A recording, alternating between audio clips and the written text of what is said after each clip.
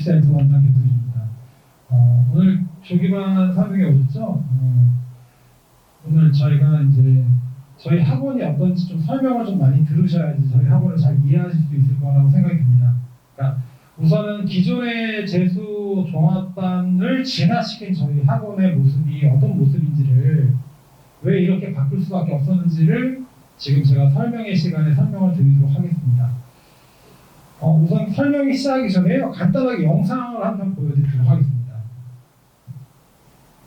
Z세대란 밀레니얼 세대의 다음 세대를 의미하는 용어입니다. 일반적으로 1990년대 중반부터 2000년대에 출생한 세대가 포함되는데요. 그런데 대체 Z세대는 뭐가 그렇게 특별하길래 사방에서 등장하는 걸까요? Z세대의 가장 중요한 특징은 개성과 다양성의 추구입니다. Z세대는 무엇보다도 자신이 원하는 것에 의미를 두는 대신 타인의 다른 점들도 있는 그대로 호용합니다. 밀레니얼 세대가 미래에 대해 이상적인 라이프 스타일을 꿈꾸며 노력해왔다면 Z세대는 조금 더 현실적인 관점을 취합니다. 완벽함은 없다는 것을 받아들이고 다른 부분을 그 자체로 존중하죠. 자주성과 목적의식이 뚜렷한 Z세대는 자신만의 고유한 개성을 추구합니다. 새롭고 다양한 취향을 찾아 시도하며 그것을 과감하게 세상과 공유하는데요. 남들 시선보다는 결국 자기 자신이 중요하다는 것을 잘 알기 때문입니다. 우선은 Z세대라고 하는 지금 학생들에 대한 얘기를 한번 영상으로 정리해서 보여드렸고요. 간단히 정리하면은 저희가 이제 눈여겨봐야 될 키워드가 몇 개 있어요. 뭐 대세가 아닌 자기 자신에게 포커스, 그리고 합리성, 나만의 공간, 다양성, 개성 중심, 뭐 이런 것들의 키워드들이 보이는데 사실 이것들이 학습에서 굉장히 중요하기 때문에 키워드로 제가 한번 정리를 한번 해봤습니다. 오늘은 학생들이 많이들은 안 왔는데 사실 학생들이 많이 오면 제가 물어보면 막 퀴즈도 되거든요.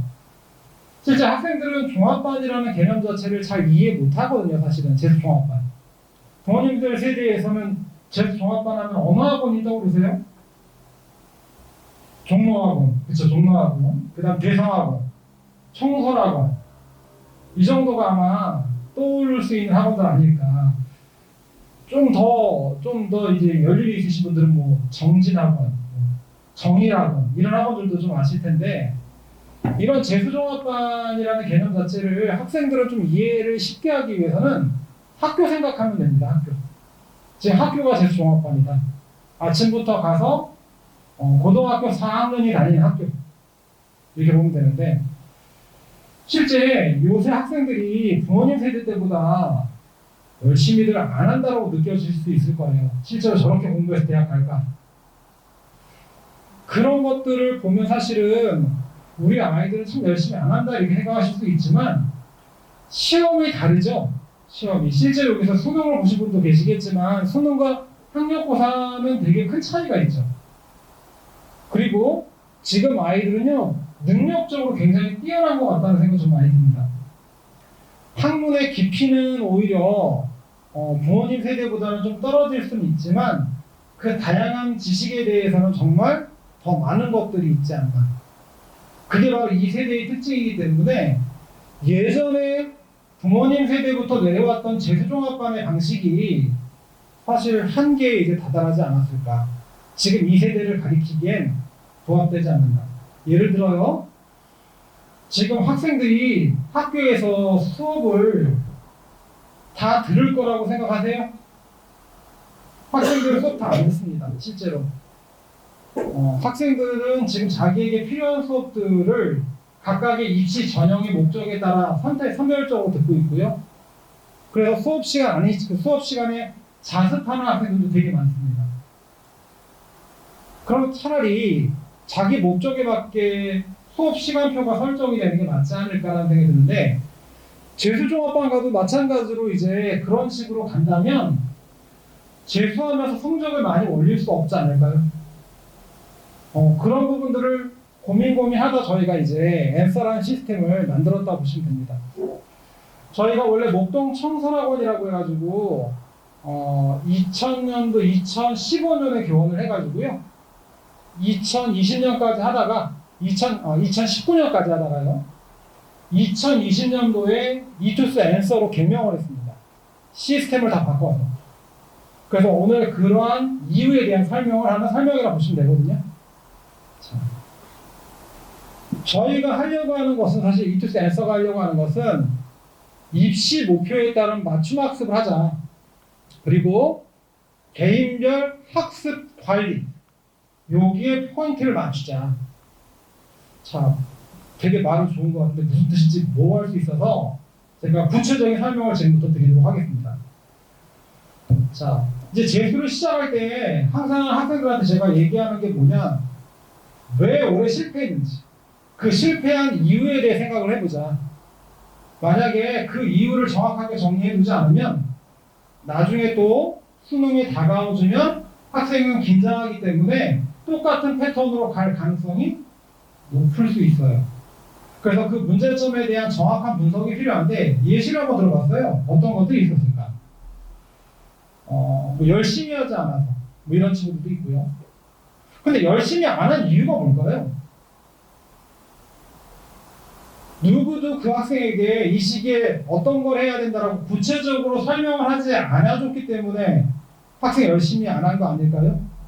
그리고 또 지금의 위치가 너 인서울도 안 된다라는 거 알려주고요. 지금 이 시기에 네가 이렇게 공부해가지고 어느 정도 성적을 올려야 목표하는 대학에 어느 정도 갈 수 있다는 걸 알려줘야지만 열심히 하지 않을까요? 그냥 막연하게 공부해라 이게 아니라요. 자, 수시 정시를 동시에 준비하다 보니 이런 경우도 상당히 좀 많이 있습니다. 그러면 어차피 모든 수험생들이 이런 고민들을 하고 있으니까 그 안에서 적절하게 시간을 배분해서 효율적으로, 그러니까 수시하고 정시를 굳이 구분짓지 말고 정시 안에 수시를 녹이든 선별적인 어떠한 학습의 형태를 골라낼 수 있다면 그게 또 좋은 전략이 될 수 있겠죠. 자, 그 다음에 학원만 다니면서 내 공부를 하지 못했다? 전 이 말도 조금 잘 이해가 안 돼요. 학원 다니는 게 왜 공부 안 하는 거죠? 학원 다녀서 배우는 것도 사실 공부고요. 내가 책을 가지고 공부하는 것도 공부라고 보시면 됩니다. 그럼 내가 실제 모르는 것들을 배워서 익히는 게 훨씬 더 효과적이지. 내가 혼자 책을 보고 이해한다는 얘기는 어차피 내 경험 안에서의 이해이기 때문에 큰 성과물을 만들기가 좀 어려울 수도 있잖아요. 자, 그럼 이제 그런 것들을 정확하게 분석해서 얘기해 줄 수 있는 어떤 누군가가 있으면 좋을 것 같아요. 자, 그리고 뭐 방향성 없는 학습? 실제로 어떤 게 있냐면요. 치아 과목의 성적을 올리기에 거기다 올인을 해요, 학생들이. 근데 치아 과목을 올인하다 보면요. 먼저 뭐가 떨어지냐면 내가 잘하던 과목이 떨어져요. 그럼 내가 잘하던 과목이 떨어지니까 학생들 다시 어떻게 해요? 잘하는 과목이 떨어지니까 다시 잘하는 과목 쪽으로 공부를 쏠게 됩니다. 이렇게. 그럼 실제로 그게 올라가는 게 아니라 같이 떨어져요. 그래서 결국 하향 평준화가 되는 경우들이 발생할 수도 있습니다. 실제로 그래서 내가 치아 과목에 대한 성적을 올릴 때 가장 중요하게 생각해야 되는 것 중에 하나가 내가 잘하고 있는 과목이 떨어지면 안 돼요. 그걸 유지할 수 있을 만큼의 학습 관리가 좀 필요하다고 봅니다. 자, 지금 보면은 뭐 개개인마다 사실은 이유가 다를 거고 사정도 다를 수 있습니다. 근데 결국은 학습 관리의 부재로 인해 학생들이 이번 입시를 실패하지 않았나, 이렇게 답을 낼 수 있습니다. 그럼 학습 관리는 뭘까요? 뭐 국어 공부하는 방법, 수학 공부하는 방법, 영어 공부하는 방법? 그건 아주 좁은 의미의 학습 관리고요. 수험생의 학습 관리는 다르다라고 생각이 듭니다. 자, 수험생의 학습 관리는 입시를 기반으로 한다라고 있어요. 입시를. 자, 제가 개별 상담할 때 항상 어떻게 하냐면 전년도 6월 평가원, 9월 평가원, 수능 성적표를 다 봅니다. 보는 이유는요, 수능만 가지고는 얘가 일시적으로 시험을 못 본 건지 아니면 원래 약한 건지. 자, 오늘도 집에 가셔서요, 작년도 6월, 9월 수능 성적표에서 영역별로 학생이 제일 잘 본 등급 동그라미 치세요. 제일 잘 본 등급. 재수하면 거기는 무조건 갈 수 있다고 보시면 돼요. 제일 잘 본 등급들. 그걸 뛰어넘는 게 어려운 거예요. 그걸 뛰어넘기 위해 학원 다닌다고 보시면 됩니다. 그걸 뛰어넘기 위해. 혼자서의 노력으로 그걸 넘어간다는 건 불가능하기 때문에 선생님들이나 이런 것들을 통해 도움을 받아서 거기를 넘어가기 위한 과정이다. 그래서 입시 전문가에 의해 관리가 돼야 된다라고 제가 정리를 한번 해봤습니다. 자, 실제로 학교 다닐 때 학습 관리가 잘 이루어지지 않았을 텐데 제가 한번 예시를 들어볼게요. 실제로 학교 다닐 때 학습 관리는 누가 해주셔야 되냐면 담임 선생님이 해주셔야 돼요. 사실 학교 담임 선생님들이. 자, 여기 이제 학생들 몇 명 안 왔지만 제가 예시를 한번 들어볼게요. 6월과 9월 평가원 보고 나서 성적이 나왔어요. 그럼 그 성적에 따라 야, 국어 학습량을 이 정도 하고 수학을 이만큼 하고 영어를 이만큼 하고 그거에 대한 밸런스는 이렇게 잡고 자, 수학은 혼자 해서 안 될 것 같으니까 학원을 다녀왔으면 좋겠고 국어는 어떤 컨텐츠를 이용해서 공부를 했으면 좋겠다. 자, 이렇게 해가지고 자, 상담 받아본 적 있어요? 사실 없을 거예요. 그렇죠? 그런 것들의 상담이 사실 수험생한테 필요한데요. 자, 또 수학이 약한 친구한테 수학을 끝까지 올리기가 어렵다면 차선책은 뭘까요? 어느 정도의 타협을 보고 국어나 영어나 탐구 과목을 1등급이 아닌 만점에 가깝게 만드는 것도 하나의 방법일 수도 있죠. 그럼 그거에 대한 선택을 할 수 있게 전문가의 조언이 필요하고 그거에 대해 담임선생님과 논의한 적 있어요? 사실 수험생들은 그런 것들을 받아보지 못하고 고3들은 실제 대학을 가고 있다고 보시면 됩니다. 그래서 학습 관리도 없이 고3들 중에 운이 좋으면 대학 가고요. 운이 없으면 다시 한번 이렇게 학원을 다니게 되는 번거로움이 생긴다고 보시면 됩니다. 근데 이제 재수하는 시점에서는 그게 문제였다면 그 문제점을 해소하려고 노력해야 되지 않을까 싶습니다. 그래서 저희는 자, 이걸 하기 위해서 뭐가 필요할까를 고민했는데 학교 선생님들은 왜 안 했을까요?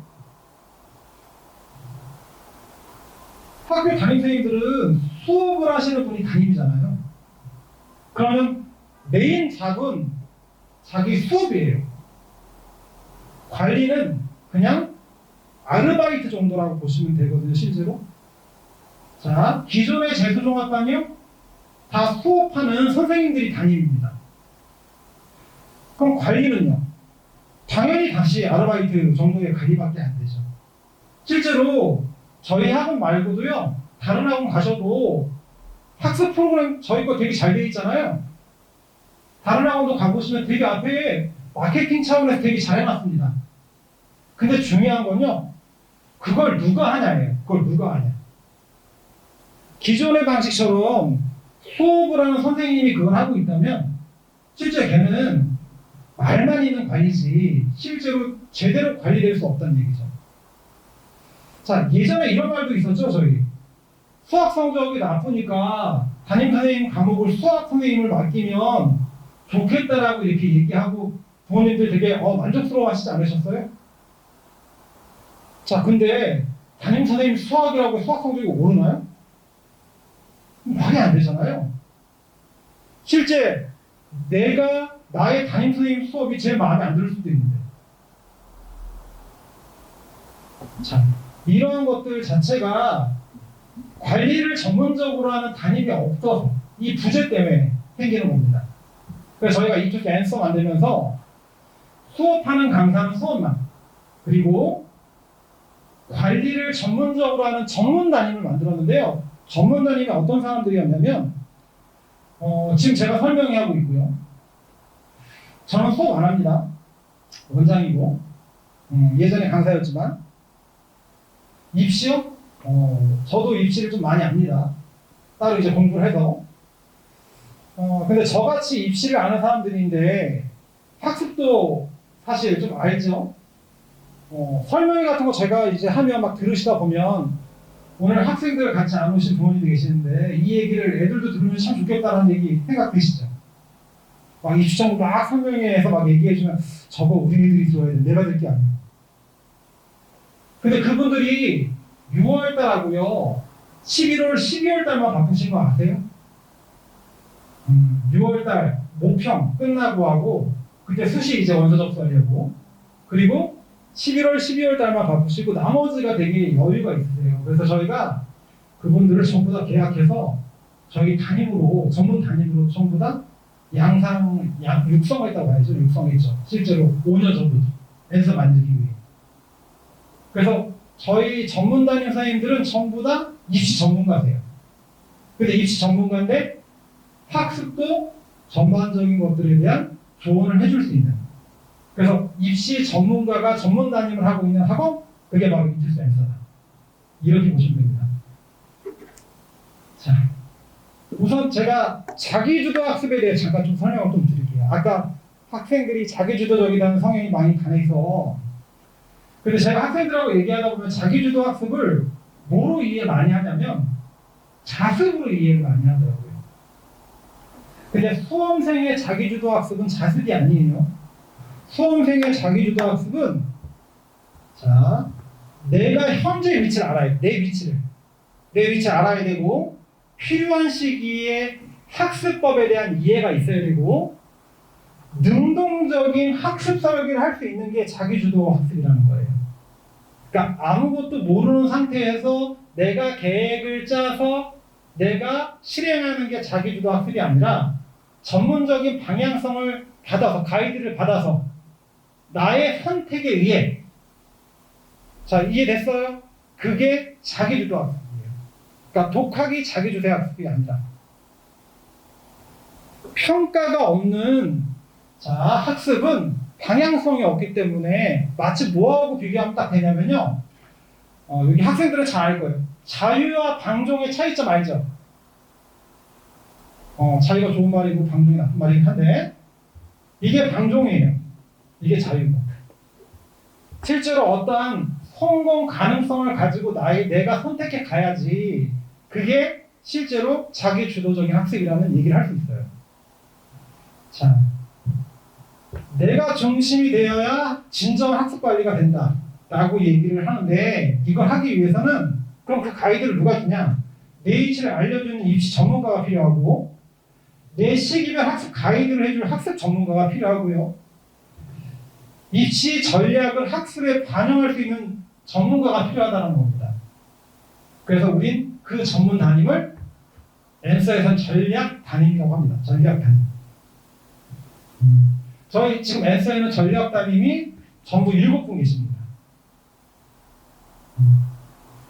자, 이 전략 담임들이 하는 건요. 학습 전략, 수업 설계, 학습 정보. 그러니까 나에게 맞는 학습 관리. 자, 예를 들어 학생들 성적표 여기 쭉 다 펴보면요. 기본적으로 성적표가 다 다릅니다. 그리고 목표 대학 다 다르고요. 그러면 출발점 다르고 도착점 다르죠. 그러면 가는 과정도 다르지 않을까요? 그러니까 어떤 친구는 지금 수학에 집중해야 되는 시기가 있을 거고 어떤 친구는 뭐 탐구에 집중을 해야 될 수도 있고요. 그렇게 개별화해서 학습 전략을 짜줄 거고요. 그리고 그 학습 전략에 따라 수업을 설계할 거고요. 그리고 매달 모의고사를 통해 현재 어느 정도의 성취도를 확인할 거고요. 그래서 이러한 것들의 학습 관리를 전략 담임이 하고 있고요. 그 다음에 수시, 정시, 자 전략, 지원하는 것들 여기 보내시면 이제 원서도 담임선생님하고 학생이 이제 충분한 논의를 통해서 준비를 할 거고요. 그리고 입시 전략은요 원서 쓸 때만 하는 게 아니라 정시 목표 대학을 잡았다는 얘기는 재수 시작할 때부터 거기에 이를 계획을 세워야 된다는 거예요. 그냥 단순히 내 성적만 가지고 그때 원서 쓰는 걸 저희는 전략이라고 보지 않고요. 목표 대학을 가기 위해 시기별 어떤 학습을 해야 될까? 그리고 어느 정도 성적이 나와야 될까? 이런 식으로 전략을 준비하는 게 바로 입시 전략이라고 보시면 됩니다. 자, 아까 얘기했던 것도 구체적으로 다시 한번 설명했고요. 자, 우선 대표적인 이제 학습 관리에 대한 얘기인데 학습 관리를 하기 위해 학습 시간이라는 걸 분석하는데 이게 잘 안 보이시죠? 제가 하나 더 키울게요. 자, 이렇게 이제 이거 전부 브로셔에 있는 내용입니다. 브로셔에 있는 내용들 제가 정리해 다시 설명을 드리고 있는 거고요. 자, 학습 시간이라는 게 뭐냐면 학생들이 과목별로 수업을 듣거나 인강을 듣거나 자습을 한 시간들을 다 재서 학원에 제출하게 되면 학생들 전체 평균, 상위 30% 평균, 내 학습 시간 이걸 주 단위로 학원에서 제공해 줍니다. 이걸 주고 본인도 점검하고요. 전문가이신 전문 담임, 전략 담임이 다시 한번 학생하고 상담하면서 알려줍니다. 아마 이 친구는 이 시기에 딱 보니까 수학하고 탐구에 집중하는 친구 같아요. 수학하고 탐구. 실제로 학습 계획을 그렇게 짰겠죠? 우선은 국어보다는 수탐 위주의 학습을 통해 이 시기에 수탐을 좀 더 많이 올려주자. 그러니까 수학이 지금 굉장히 높죠.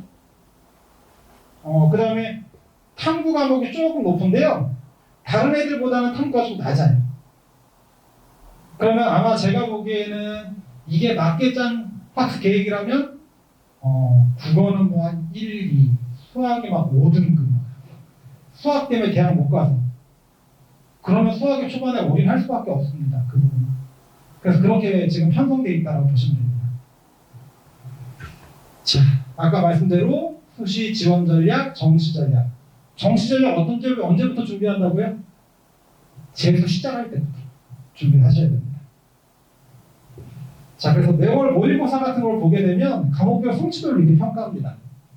그래서 실제 모의고사 딱 보고 나면 지금 네가 갈 수 있는 대학은 여기야. 그리고 혹시 진학사나 이렇게 모지 시스템에서 자기 성적 입력하면 대학 쭉 나오죠. 저희도 매월 모의고사 보면요 쭉 나와요. 근데 그거 한번 해봤어요. 내 과목별로 한두 문제 더 맞히는 대학 어디로 가는지. 그게 되게 중요해요. 그게. 그래서 학습 전략을 짤 때 입시가 기본이 된다는 게 바로 거기에 있다는 거죠. 이렇게 얘가 탐구 과목이 이렇게 한두 문항 더 맞으면 어디까지 가는지. 그럼 이 한두 문항을 맞히기 위해 어떤 학습법을 해야 되는지. 이해되시죠? 수험생이기 때문에 이렇게 해야 되는 겁니다. 자, 그리고 또 학습 관리에서 인강 큐레이션, 아까 했던 주간 학습 시간, 학습 기록장 이런 것들이 이제 대표적인 저희가 학생을 관리하는 도구들입니다. 인강 큐레이션이라고 하는 것은 사실 인강이라는 게 형강보다 훨씬 좋다? 그건 이제 부모님들.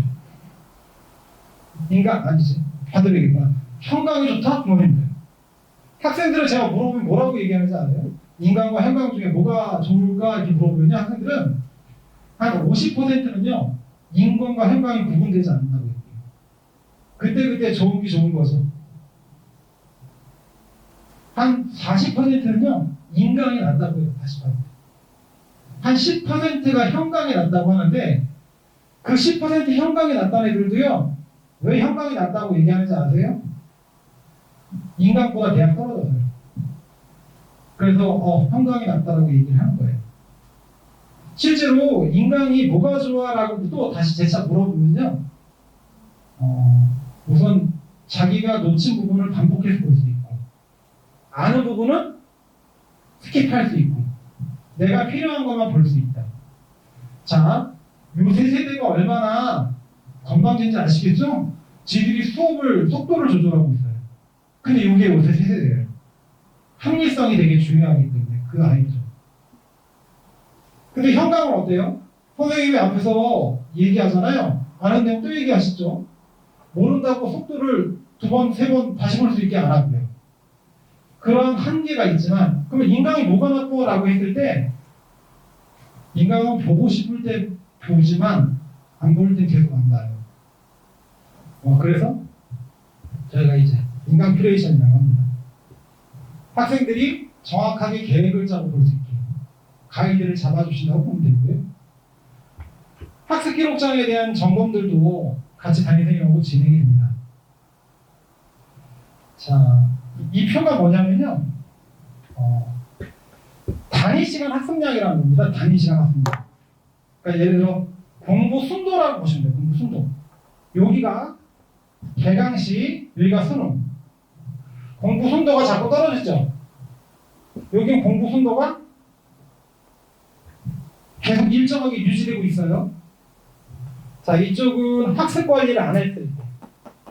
이쪽이 학습 관리를 할 때예요. 학습 관리 안 하면 왜 떨어지냐면, 오늘 잘 기억해봐요. 수험생들 수능에 가까워지면 공부가 잘 돼요, 안 돼요? 잘 안 돼요. 이유가 뭐냐? 첫 번째, 긴장이 돼요. 수능 앞두고. 자, 두 번째, 내가 아니라 대세를 따라요. 내 공부라는 게 아니라 수능 앞두면 그 시기에 맞는 학습법을 하고 있어요. 그러니까 예를 들어 원본형 모의고사를 보든 뭐 이런 거 한다는 거예요. 그러니까 내가 없어지는 거예요. 그러다 보니까 실제 실력이 느는 게 아니라 시간을 때우는 학습을 할 수가 있어요. 자, 그런데 학습 관리를 하면 일정하게 유지만 시켜도 누적 학습량은 이게 확 늘어요. 근데 왜 일정하게 유지가 가능해지냐? 단기별 목표를 세워주는 거예요. 학습 관리 혼자 하는 게 아니라. 그러면 긴장이라는 부분도 최소화시킬 수 있고요. 그 다음 학습 목표가 있기 때문에 시기에 따른 학습을 하는 게 아니라 자기 목적에 맞는 학습을 하게 돼요. 그게 중요한 거예요. 실제로 계속 수학 성적이 안 나오는 애가 원본형 모의고사 풀어봤자 의미 없거든요. 자기가 모르는 걸 배워서 지금 실력을 쌓는 게 더 수능 앞두고도 해야 되는 거고요.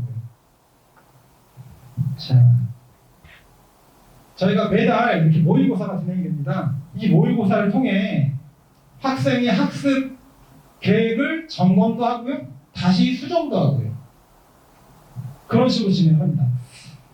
이투스 전국 모의고사하고요. 저희가 6월 평가원하고 9월 평가원은 저희 학원에서 진행합니다. 학원 자체적으로. 그래서 이렇게 매월 모의고사를 통해 학생들의 성적을 계속 관리하면서 다음 학습 계획 또는 수업 계획을 짤 때 반영하고 피드백을 한다. 이렇게 보시면 됩니다. 자, 그럼 이제 저희 학생들은 나만의 시간표라고 하는 걸 쓰게 됩니다.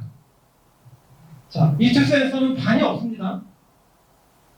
반 시간표가 아닌 나만의 시간표를 씁니다. 이게 무슨 뜻이냐면 국어가 2등급이고 수학이 5등급이고 영어가 1등급인 학생이 있어요. 그럼 기존에 재수종합반은 어떻게 집어넣냐면 등급 합으로 집어넣어요. 등급 합. 그럼 2, 5, 1 더해서 합 8 보냅니다. 자, 이 친구 어떻게 되냐면 국어하고 영어는 너무 쉬울 거고요. 수학은 너무 힘들어서 실제 이 친구가 재수하게 된 이유가 수학 때문인데 그 수학을 따라가지 못하기 때문에 결국 종합반을 나오게 되죠. 그래서 하는 게 바로 독학재수죠. 처음에는 애들이 부모님이 재수하는데 내가 알기로는 종로학원, 대성학원 되게 유명한 학원이니까 하니까 애들이 처음에는 그냥 시키는 대로 갑니다. 근데 걔들이 이제 처음에 떨어져서 자존감이 떨어질 만큼 떨어졌기 때문에 시키는 대로 다 하겠다고 가지만 한 두세 달 있으면 이게 너무 말이 안 되거든요. 지금 내가 필요한 건 수학 공부를 해줘야 되는 건데 지금 이상하게 내가 수학은 못 따라가고 있고 국어는 영어는 너무 쉬운 수업하고 있고 결국 애들은 나와서요 독학재수라는 걸 하게 되는데 이 목동권의 독학재수가 얼마나 많냐면요 한 6월달 되잖아요. 6월달 되면 독서실 자리가 없어요. 애들이 다 나와서 오는 거예요. 자, 제가 얼마 전에 부모님들한테 민원을 참 많이 받은 것 중에 하나가 여기 저희 건물 옆에 커피숍 있죠. 커피숍 그 앞에서 학생들이 담배를 너무 많이 핀다고, 응? 거기 학생들 너무 담배 피는 거 아니냐 이런 제가 항의를 받았는데요. 저희 학생들 학원 들어오면 못 나가거든요. 어떤 학생이냐면 그 근처 이제 독서실 같은 데가 있어요. 독서실. 이 독서실에서 독학재수하는 친구들이 나와서 담배 피고 있는 모습이라고 보시면 되는데 실제로 학생들 자체가 혼자서 어떤 것들을 하겠다라고 하는 결심은 좋지만 전문적인 어떠한 지식이 없잖아요. 입시에 대한. 그리고 자기에 대한 정확한 평가도 어렵고. 그러니까 말 그대로 이렇게 독학으로 가게 되면 전년도의 성적보다 사실은 오른다라고 장담하기가 참 어렵습니다. 자, 그래서 저희는 나만의 시간표라고 만들었는데, 자, 이게 뭘까? 사실 처음 경험하시는 어떤 시간표라고 보시는데, 이게 혹시 올해 중학생? 중학교 2025학년입니까? 지금 중2? 중2가 고등학생이 되면요, 저희처럼 바뀌어요, 학교가. 참고하시면 돼요. 중2가 고등학생이 되면 고등학교가 저희처럼 바뀌어요. 저희가 먼저 바꾼 거고, 입시에서. 자, 개별 시간표를 짜는데요, 전년도 모의고사 성적하고요, 학업 계획서, 그리고 목표 대학 전형 분석, 이걸 통해 학생의 기본적인 시간표를 잡습니다. 그래서 선생님이 기본적인 이 서류들을 통해 먼저 맞춤 시간표를 만들어 보고요. 개강하기 이전에 심층 상담을 합니다. 그럼 이제 학생하고 개강 전에 일정을 잡아서 시간표 작성된 걸 가지고 학생하고 얘기를 합니다. 자, 기존의 방식은 학원이 그냥 학생한테 주면 끝이죠. 근데 지금은요, 시기별 학습법에 대해서 시간표에 반영한 거니까 그거에 대한 설명을 해주고 있습니다. 자, 이거 이렇게 하고 이렇게 해서 지금 이 시기에 이렇게 올리자 라는 설명을 하는 거고, 그리고 학생이 네, 저는 이 수업을 하겠습니다 라고 자, 선택했을 때 그때 바로 시간표가 확정이 됩니다. 자, 그렇게 수업을 들어가면 학생들이 진짜 자습하는 수업이 생길까요? 자, 그리고 나서요, 수업이 개강이 됩니다. 되고 나서 바로 뭘 하냐면 첫 주 동안 수업을 학생들은 다 들어보고요, 변경할 수 있습니다. 수강 신청 정정 기간이라고 보시면 됩니다. 이해가 좀 쉬울 수 있는 방법은요, 대학교 강의 신청하는 방식이라고 보시면 돼요. 대학교 수강 신청.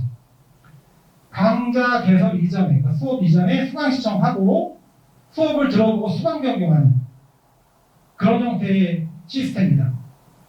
자, 그래서 저희는 이동 수업을 합니다. 반 안에서 애들이 하루 종일 앉아서 있고 선생님이 들어와서 수업하는 게 아니라 학생도 이동하고 선생님도 이동하고 이동하는 형태의 시스템입니다. 문제예요. 이것들을 분석을 해서 자, 모의고사를 봐요. 학생들이 강좌를 어떻게 알냐? 저희가 이렇게 강좌 가이드 영상을 줍니다. 문제를 풀 때 적용하는 지금 강의 계획서 다 들어가 있고 계시죠? 거기에 아시겠죠? 나중에 QR이 붙어서 이렇게 선생님들마다 영상을 통해 이 강좌는 어떤 걸 이 시기에 합니다라는 가이드를 제공해 주시니까 학생들이 강좌를 선택하기도 어렵지 않을 겁니다. 자, 지금 현재는 작업 중이어서 아직 QR은 다 안 들어갔습니다. 그리고 강좌 영상은요, 홈페이지에 올라가면 지금 조기반 건 다 올라가 있고요. 정규반 저희 시즌 1은 계속 탑재될 겁니다. 2월 초까지는 전부 다 탑재가 됩니다. 자, 개별 시간표의 예시가 될 텐데요. 이건 나중에 이따 저 뒤에 2부에 저희 교무실장이 또 설명을 할 텐데, 수학이 부족한 학생, 그러면 국어는 4시간, 수학은 18시간, 영어는 4시간, 이렇게 극단적으로 들을 수도 있죠. 이걸 1년 내내 이렇게 한다는 얘기가 아닙니다. 학교는 1학기, 2학기밖에 없지만 저희는 4학기제입니다. 1년이 1학기, 2학기, 3학기, 4학기. 그럼 1학기 때는 수학을 집중하기 위해 이렇게 집어넣을 수도 있는 겁니다. 자, 국어 수학을 집중하겠다. 국어 수학에 적당히 배분하고 영어를 줄여버리는 거예요. 아니면 나는 균형 있는 학습을 하겠다. 이것도 가능하고요. 학생에 따라 그 시기의 전략에 따라 시간표가 개별로 달라집니다. 저희가 정규반이 한 500명 되거든요. 근데 실제 그 500명 중에 시간표가 겹치는 애는 한 명도 없습니다. 자, 선택 가능 강좌입니다. 문학 같은 경우에 국어 수업을 듣는다 안 듣는다 이런 개념이 아닙니다. 저희는 국어에서도 어떤 친구는 문학만 약한 친구도 있고요, 어떤 친구 독서가 약한 친구가 있어요. 그래서 문학 기본 심화, 독서 기본 심화, 언매, 그 다음 화작, 국어 실전 모의. 자, 이게 어떤 거냐면 국어에서 깔릴 수 있는 거 다 깔려 있다고 보시면 되거든요. 자, 기존의 재수종합반은요, 1학기 때는 무조건 개념, 2학기 때는 무조건 뭐 심화, 3학기 때 실전 뭐 이렇게 하는데, 시기별 학습법도 학생이 선택할 수 있어야 되거든요. 예를 들어 아까 제가 예시 들었던 국어가 2등급, 수학이 5등급, 영어가 1등급이면 수학에다 굉장히 많은 시간을 써야겠죠. 그럼 그 친구는 수학은 기본을 듣고요, 많은 것들을. 자, 국어는요? 국어는 내가 문학이 굳이 필요 없고 독서만 좀 들으면 될 것 같으면 독서 시험만 듣죠. 자, 영어는 뭐 구문과 독해가 있지만 이것도 이렇게 나눠 들으면 시간 드니까 그게 1등급이라고 했을 때 영어 실전 모의. 실전 모의 예전 같으면은 제일 수능 앞두고 이런 걸 할 텐데 그게 아니라 처음부터 과목별 출발점이 다를 테니까 그 출발점에 맞춰서 공부하는 게 중요하다는 겁니다. 아까 제가 예를 들었죠? 못하는 과목 올라가는 것보다 중요한 부분에서 어떤 게 있다? 내가 잘하는 과목을 잘 지켜야 된다. 그것도 필요하다는 겁니다. 수학 못한다고 해서 국어 영어 희생하면 안 됩니다. 그러면 결국은 고3 때 성적보다 더 떨어집니다. 그렇게 되면. 자, 저희가 또 학습 콘텐츠에서도 좀 차별화가 됩니다. 일반적인 반체제면 이 학습 콘텐츠가 반에 따라 정해집니다. 그러면 반에 따라 정해지면 나하고 맞지 않은 콘텐츠들이 진행이 되겠죠? 일방적으로 계속 제공됩니다. 자, 저희는 어떻게 했어요? 콘텐츠 자체를 개인화시킵니다. 그래서 담임선생님들이 그거에 대해서 기본적인 가이드 잡아주시고 학생이 그걸 선택해서 시기별로 전략을 짠다. 자, 참고로요. 5024라고 보이시죠? 이게 수학인데 제가 그냥 저도 이투수 소속이지만 제가 하나 딱 까놓고 있는데 이투수가 콘텐츠가 수학이 참 좋고요. 국어가 안 좋아요. 냉정하게 얘기하면 국어가. 그래서 저희는 국어 콘텐츠는 저희 거보다는 함수 모의고사, 함수 얘기 들어보셨죠? 함수. 2강 들어보셨죠? 그래서 저희는 함수하고 2강 걸 많이 갖다 놔요. 그게 실제로 학생들이 많이 선호하고 공부하는 거기 때문에 거기에 좀 포인트를 맞춰서 그런 컨텐츠도 갖다 놨고요. 수학은 대한민국에서 이투수가 제일 컨텐츠가 많다고 보시면 됩니다. 수학의 바이블 아시죠? 그게 저희 거니까. 자, 이 5024가 뭐냐면요. 수학 컨텐츠인데 50분 동안 24문제입니다. 이해되셨죠? 아까 제가 예를 들었던 5등급 친구는 이거부터 시작해야 돼요. 5024. 킬러 다 빠진 거. 이거 다음이요. 중킬러 10. 10문제. 어려운 거예요, 이게. 그 다음이 킬러 6. 이렇게. 그래서 학생의 실력에 따라 시기에 따라 컨텐츠가 맞춤으로 설정되어야 불필요한 시험지를 받지 않겠죠. 자, 실제로 저희 선생님들이 이렇게 안 해주면요. 이런 말 많이 합니다. 불필요하게 너무 많이 받아서 쌓여가는 컨텐츠. 그 컨텐츠를 보면 부모님들 보면 가슴 속 터지죠. 이제 공부 안 하고 막 쌓여만 간다. 근데 애가 풀 수 없기 때문에 쌓여갑니다. 자, 그런 상황이 만들어지면 안 됩니다.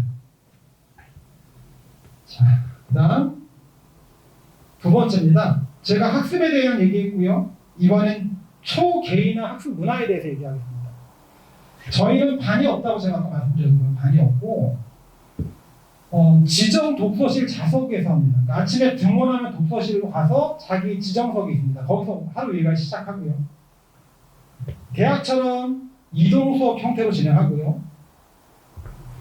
혼자 밥 먹습니다. 혼식만.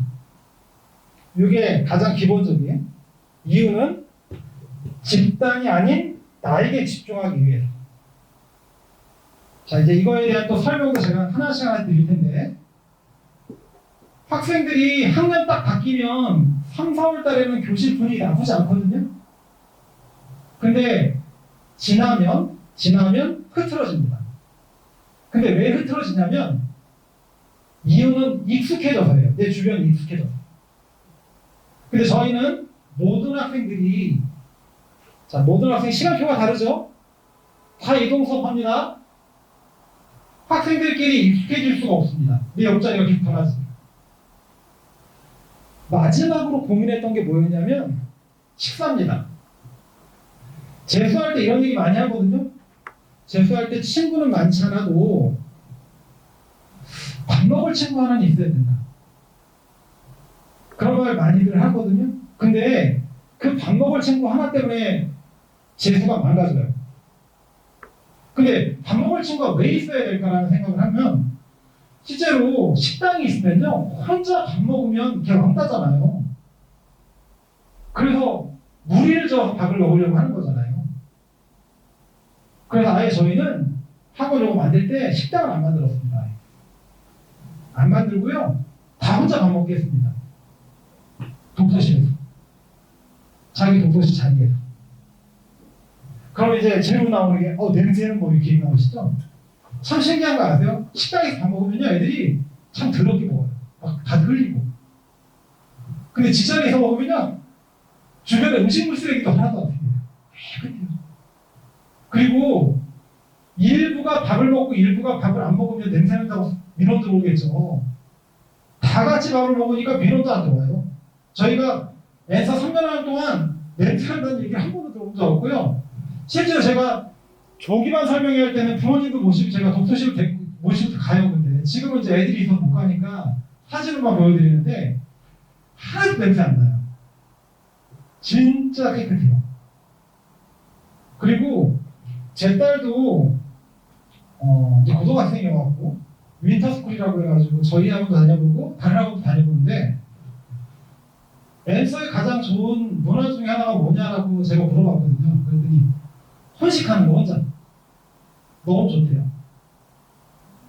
어떻게 보면은 기존의 이제 기성세대에서 보시기엔 너무 외로운 문화일 수 있다라고 생각이 들어요. 하루 종일 말을 할 데도 없고요.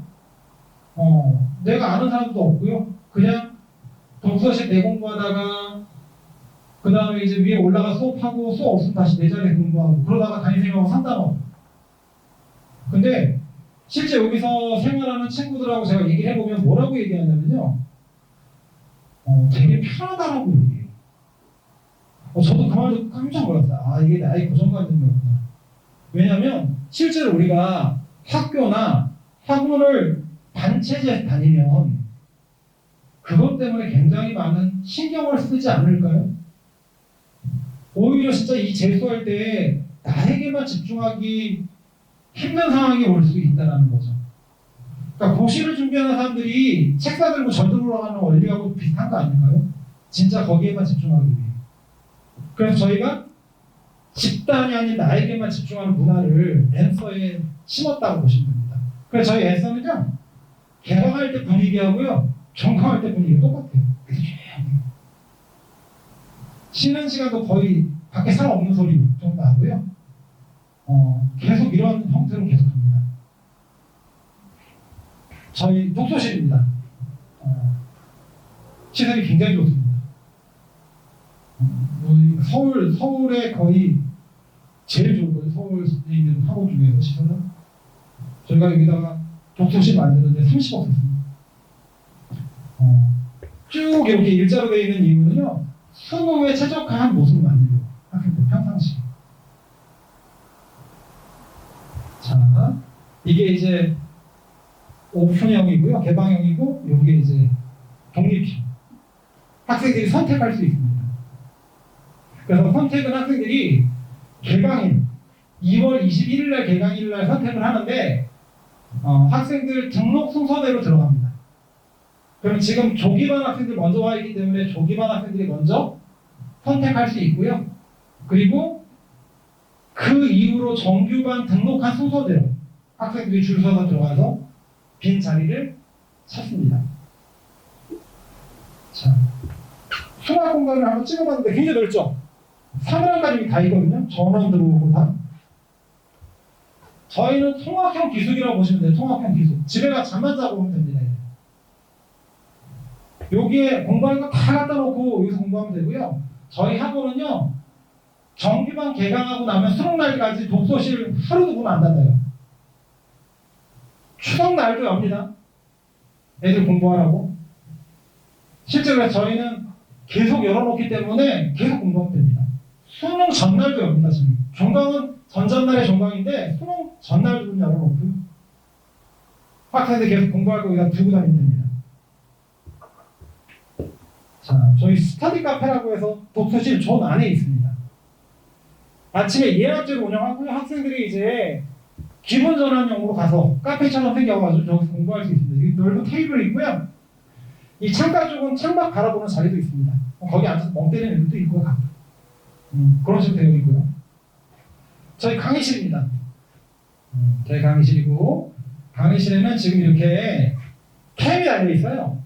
이게 뭐냐면 아까 형광의 문제점 중에 놓친 부분 다시 볼 수 없다라는 얘기들이 있어서 그 형광을 보강하기 위해 원격으로 이렇게 촬영을 합니다. 원격으로 촬영을 해서 수업 끝나고 나면 영상 이렇게 올려줍니다. 아까 제가 예시 들었던 친구가 수학 되게 약했잖아요. 근데 그 수학 약했던 친구가 가장 좋은 피드백이 뭐냐면 수업 내용 중에 내가 이해 안 된 걸 반복해서 보면서 이해하는 게 제일 좋아요. 사실. 반복해서 보면서 이해가 안 되면 그걸 가지고 질문을 하는 거예요. 다시 선생님한테. 우선 자기가 그것들을 해결할 수 있도록 고민할 수 있으면 더 효과적인 학습이 됩니다. 그래서 그 학습을 할 수 있도록 수학만 찍는 게 아니라 정강자를 찍습니다. 저희 정강자를 찍어서 정강자를 제공합니다. 자, 그리고 또 이것도 제가 대비하기 위해서 이렇게 하고 있다고 보시면 됩니다. 지금 오미크론 때문에 이제 확진자가 정말 많이 생겼거든요. 저희 학원은 오미크론이 발생해도 학원을 문 닫을 일은 없을 겁니다. 실제 작년에 저희는 코로나 이슈가 한 건도 없는 학원이었습니다. 사실 한 건도 없어서 제가 수능 앞두고 며칠 전에 한 10일 전에 한번 인터뷰해가지고 KBS 9시 뉴스에서 제가 나왔었는데 혹시 보신 분 계신지 모르겠지만 우선은 저희가 지금 대비하게 되게 큰 막이 두는 건 법이 아닙니다. 저희가 지금 임의로 설치한 거고요. 학생들 보호하기 위해 간격도 띄고 있고요. 그리고 사실 강의실 안에서의 전파는 지금 거의 없다고 그러더라고요. 제가 보니까. 그리고 저희 문화 보시면 아시겠지만 옛날 같은 경우는 이 넓은 이 강의실에 애들이 하루 종일 같이 앉아서 수업도 듣고 밥도 먹고 그래요. 여기에 몇 명이냐가 안 중요해요. 코로나는 얼마나 이 자리에 오래 그리고 만약 여기 12명이 있는데 그 12명이 다 친하면 걔들이 마스크 잘 써요? 안 써요. 내려요. 그러니까 그게 더 위험한 거예요. 오히려 다 모르니까 못 내려요. 저희 낯설기 때문에.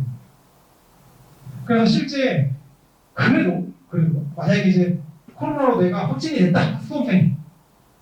그러면 수업 결손 발생할 수 있죠. 이 영상을 통해서 수업 결손을 최소화시킬 수 있어요. 자, 그리고요. 저희가 코로나 지금 방역을 거의 매일 소독하고 있습니다. 이렇게. 한바닥. 학생 다 내보내고. 저희 일과표입니다. 학교 일과표가 아닙니다. 저희 일과표 잘 보면 아침 8시에 등원해서요. 10시에 하원하는데 저희는 100분씩 합니다. 이게 특징입니다. 100분씩. 자, 이유는요. 학생들 모의고사 보고 많이 힘들죠. 근데 그 힘든 이유가 학교는 50분 단위의 수업을 하고 있습니다. 그런데 실제 시험은 100분을 보고 있다면 집중력도 사실 50분에 맞춰져 있는 학생들이 100분을 하고 있으니까 정말 힘들겠죠. 그래서 저희는 입시학원이니까 평상시 일과분에 100분에 맞춰놨습니다. 그래서 자 이렇게 100분 중간에 20분 쉬는 시간 100분 이렇게 진행하고 있고요. 저희 독서실도 종을 칩니다. 그래서 독서실 똑같이 저렇게 동일하게 종을 치면서 예를 들어 1교시에 학생들이 수업이 없을 수도 있습니다. 저희는. 그럼 수업이 없으면 독서실에서 자습을 할 텐데 학생들 무슨 과목 공부하면 돼요? 1교시? 자습할 때 국어 공부하면 되지 않아요? 2교시는 수학 공부하고 3교시는 영어, 4교시 탐구. 결국은 내가 수능 시험장 가서 이 시간에 뭐예요? 국어 지문 읽을 테니까요. 자, 입시에 성공하기 위해서는요, 의지만 갖고 되지 않아요. 수능 시험장 들어갈 때 내가 시험 망치겠다는 의지 가지고 가는 사람 없죠? 다 잘 보겠다는 의지를 가지고 가지만 결국은 누가 이겨요? 습관이 되어 있는 사람. 그래서 이렇게 맞춰져 있는 학습 시스템을 통해 습관을 만드는 게 중요해요, 올해. 자, 그리고 토요일 5시 30분까지가 의무입니다. 의무 등원. 학생들은. 수업은 되게 평일날, 월요일부터 금요일까지 1교시부터 4교시 진행이 되고요. 야간 시간대에는 수업이 거의 적습니다. 없다고 보시면 되고요. 일요일, 토요일 야간은요, 선택 등원입니다. 그래서 선택으로 자습하는 시간들이 주어집니다. 급식 같은 경우는 토요일 석시까지 제공이 됩니다.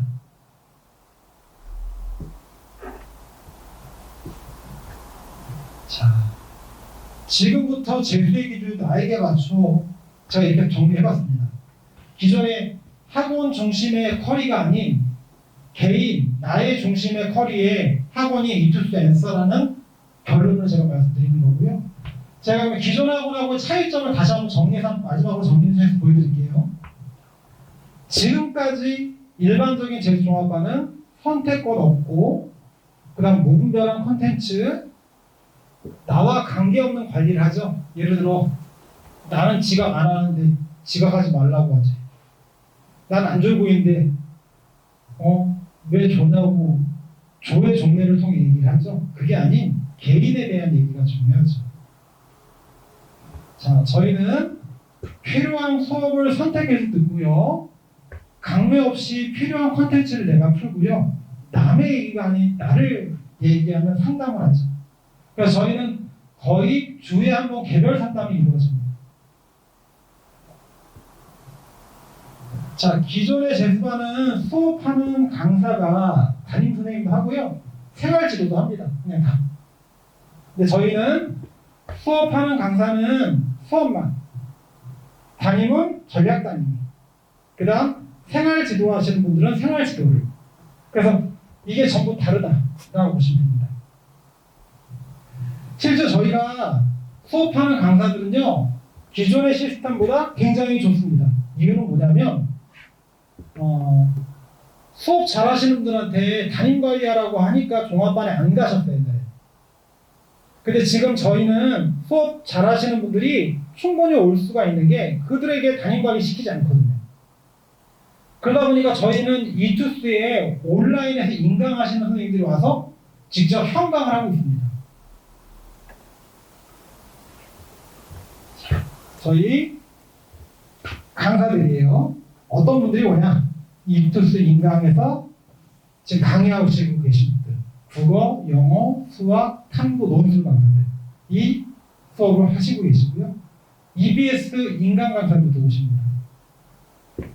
대치 목동 지역의 유명 단과 강사분들도 오고요. 그 다음에 이투스 재수반, 청솔이든 하이퍼든 이쪽에 최우수 강사들도 오고 있습니다.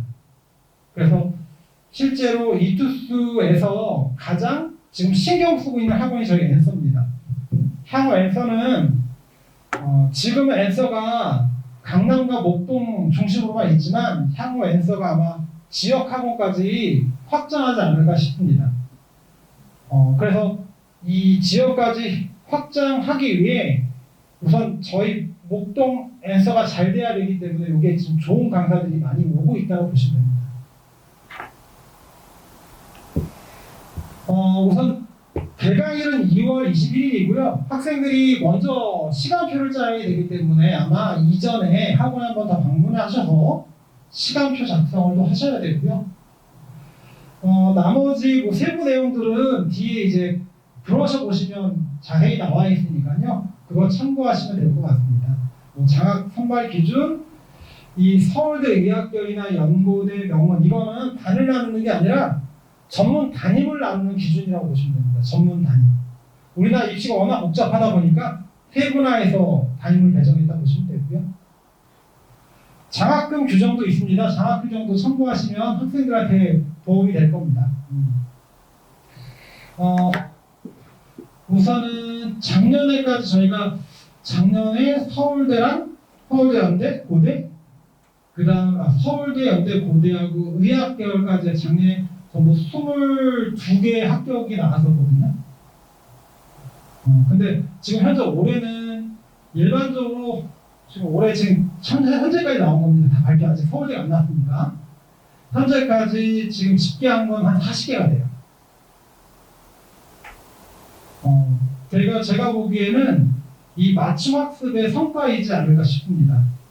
학생들이 잘하는 애들은 더 잘할 수 있게 하고요. 약점 있는 사람은 약점을 극복할 수 있는 개별화된 학습이 바로 수험생의 성공 전략이 되지 않을까 싶습니다. 우선은 제가 준비한 앤서에 대한 설명은 여기까지 드리고요. 우선 이분은 저희 교무실장님이 조금 더 성적 불균형 때 어떤 식으로 맞춤 학습이 맞는지에 대한 설명을 드리고요. 제가 교무실 설명 끝나고 나서 다시 들어와서 학부모님들 질문 사항들 제가 좀 답변 좀 드리도록 하겠습니다. 그리고 교무실 앞으로 오세요.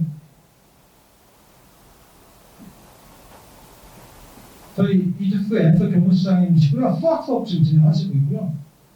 이주스의 수학 강사가 100명이 넘습니다. 강의 평가 1등입니다. 전에 의대관에 계셨고요. 우리 강화 의대관에 계시다가 제가 스카우트해서 여기로 오셨습니다. 왜냐면 이제 저희 옆에 시데이즈가 있잖아요. 사실 시데이즈가 실적이 되게 화려해 보이지만 걔들이 실적을 목동권만 두는 게 아니라 전국 단위로 매기기 때문에 목동권만 따지면 사실 해볼만 하거든요, 저희가. 그래서 유능한 강사 우리 교무실장 모시고 와서 한번 해보려고 제가 올해 모시고 오셨습니다. 그래서 한번 2부 잘 듣고요. 제가 들어보시고 제가 이따가 다시 답변 시간 갖도록 하겠습니다.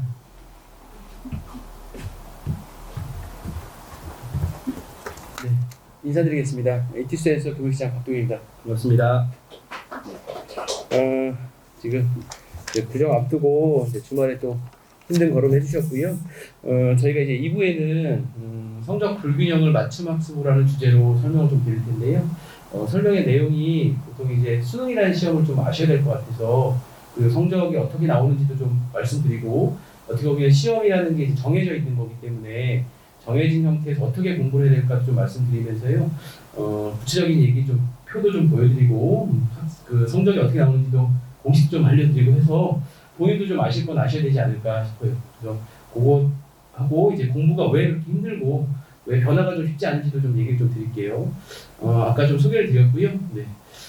일단 올해 다시 한번 준비하는 과정에서 작년에 시험이 어떻게 보면 선택제 수능의 원년이었거든요.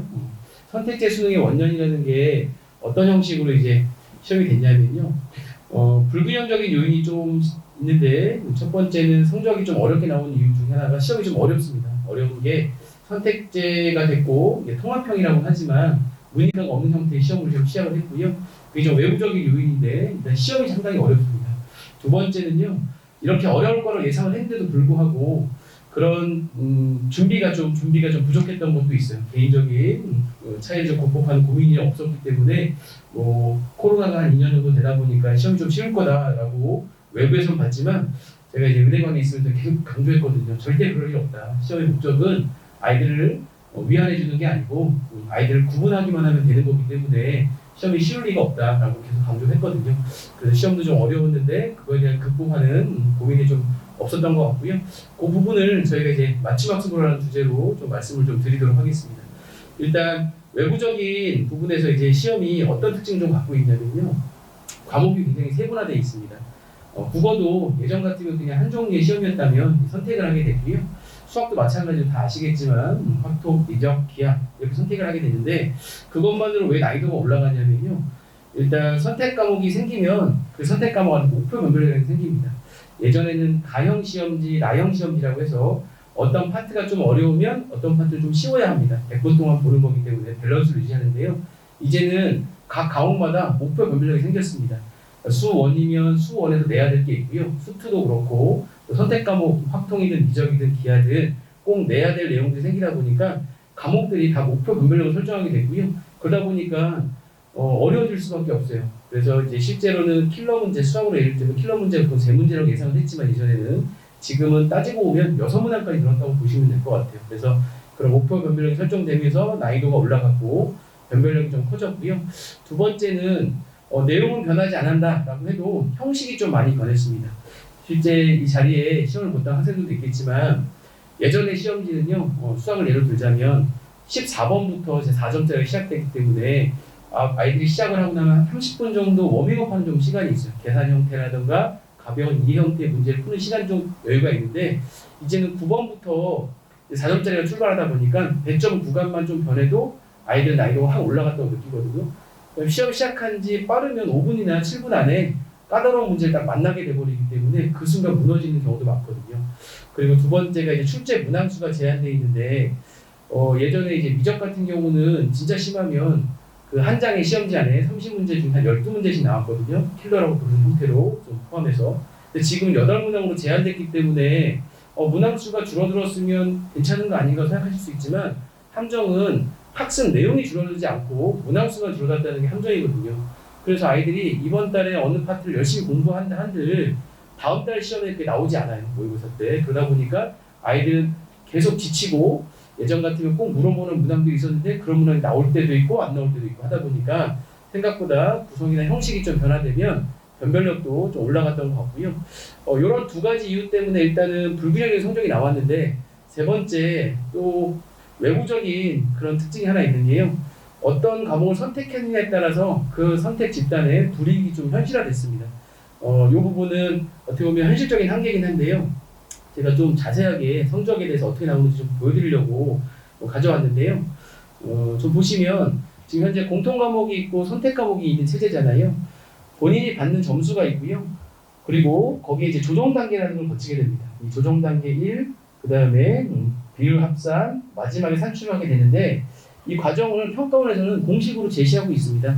어떻게 제시하고 있냐면요.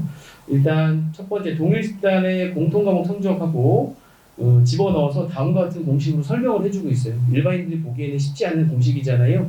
도대체 여기서 어떤 걸 잘 봐야 되느냐, 어떻게 해야만 성적이 잘 나올까 고민하게 되는데 실제 이 공식에서 자신의 점수라고 할 수 있는 건요. 여기 이제 제가 I라고 붙여 있는 건데요. 이 두 가지만 본인의 점수고요.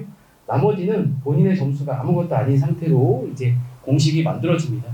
예를 들자면 여기에 더해지는 거라든가 혹은 곱해지는 거라든가 하는 것들이 전부 다 본인하고 상관없는 본인의 선택만 같았던 집단의 점수가 들어오는데요.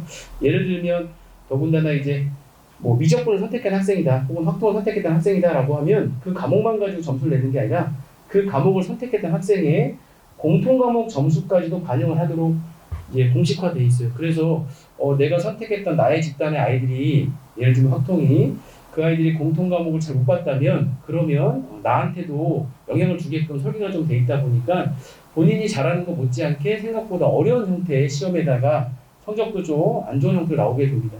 그래서 이런 외부적인 환경까지를 좀 고민하고 그리고 저희가 아까 말씀드렸듯이 시험의 형식이라던가 내용이 많이 다르기 때문에 그런 고민까지도 좀 담아서 개별화된 학습을 좀 시키려면 어떻게 하는 게 좋을까라는 고민을 좀 하게 됐고요. 자, 그 부분이 이제 제가 드릴 수 있는 말인 것 같은데요.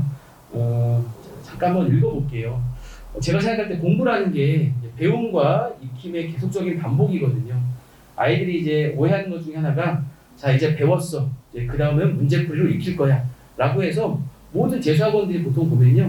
시즌 1은 배우는 거에만 집중을 시켜요. 그래서 너는 지금 무조건 안다 해도 여기부터 다시 해야 되고 저는 모르는데도요. 2학기, 3학기가 되면 배울 수 있는 기회를 주지 않고 다 익힘으로 갔기 때문에 너가 배우는 건 따로 좀 해봐라 라고 좀 강제를 하거든요. 근데 제가 볼 때는 배움과 익힘이 계속 연속적으로 일어나야 되기 때문에 저희 앤서가 갖고 있는 장점 중에 하나가 어느 시기에도 배울 수 있고요. 어느 시기에도 익힐 수 있다고 말씀드릴 수 있을 것 같아요. 그래서 이런 형태로 이제 고민을 하게 됐고 그러다 보니까 일단 배움을 시작할 때 어떤 걸 좀 고려하면서 수업을 좀 개설하고 선생님들을 어떻게 안배시켜드리고 아이들을 마지막까지 10개월이 한 마지막까지 완주할 수 있도록 만들까라는 고민을 했는데요. 일단 첫 번째가 학업 성취도였고요. 개인마다 성취도가 다른데 처음에 시작하는 단계, 이제 6월이 끝나는 중간 단계, 그리고 마지막 파이널이라고 하는 마지막 마무리 단계에서도요. 난이도와 속도에 따라서 모든 수업을 개설하려고 저희가 하고 있고요. 두 번째는 학생의 개인의 적극성의 차이가 다 있습니다. 이건 이제 강사의 성향에 따라서 좀 선생님들도 기본 수업을 하시거나 심화 수업을 하시거나 실전 수업을 하신 선생님들한테도 부탁을 드리고 또 개인적으로 또 안배를 드려서 학생들이 그냥 단순히 선생님의 인기도에만 선택하지 않도록 저희가 좀 안배를 할 거고요. 마지막은 이제 경쟁을 대하는 태도인데 아이들이 어떤 아이들은 경쟁을 굉장히 좀 쉽게 받아들이는 아이들이 있고 또 굉장히 부담스러운 학생들이 있어요. 그래서 저희가 반 구성을 할 때도 나름대로는 담임 선생님의 반 구성이 아니라 강자의 반 구성도 그런 부분을 녹여낼 수 있도록 좀 시간표나 아니면 강좌를 구성하고 있습니다. 그래서 이제 걱정하시는 것 중에 하나가 선택이 좀 강조되다 보니까 과연 학생들이 자신의 주도적인 선택을 할 수 있을까라는 고민을 좀 하시잖아요. 저희가 일단 칠판을 잠깐만 또 제가 쓰면서 좀 말씀을 좀 드려볼게요. 저희가 처음에 하는 행동은 데이터를 분석합니다. 데이터 분석이라는 게 거창한 용어 같지만 실제로는 학생 개인마다 성취도가 좀 다르잖아요. 일단 작년에 봤던 시험의 성적도 있을 거고요. 그리고 이 아이들이 갖고 있는 목표도 좀 다를 거고 개인의 목표, 개인의 지금까지 학업 성취도라는 걸 가지고 데이터 형태로 분석을 좀 하고요.